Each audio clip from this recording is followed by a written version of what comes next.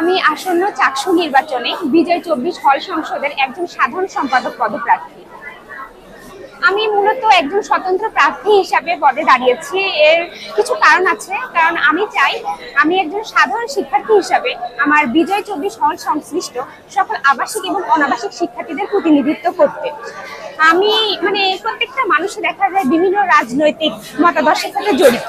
তো আমি চাই আমার এই দায়িত্বের ক্ষেত্রে কোনো প্রকার রাজনৈতিক মতাদর্শে আবদ্ধ না থেকে আমি একজন সাধারণ শিক্ষার্থী হিসাবে আমার দায়িত্ব পালন করতে চাই। এতে দেখা যাবে যে আমার হলে যারা শিক্ষার্থীরা আছে তারা কোনো রাজনৈতিক মতাদর্শের কারণে আলাদাভাবে কোনো সুযোগ সুবিধা ভোগ করতে পারবে না।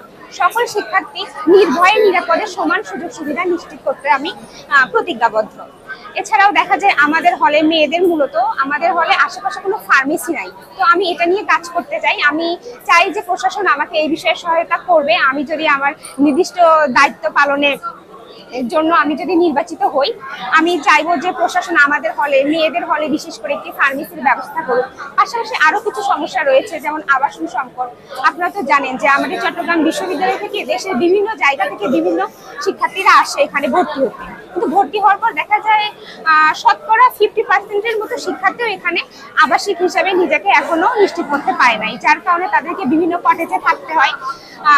সম্প্রতি যে ঘটনা ঘটে গেল ২ নম্বর গেটে, সেখানে দেখা গেল অনেক মেয়ে শিক্ষার্থীরা ছিল যারা রাতের আধারে নিরাপত্তার ভয়ে আমাদের নিরাপত্তার জন্য আশ্রয় হিসাবে আমাদের হলকে বেছে নিয়েছিল।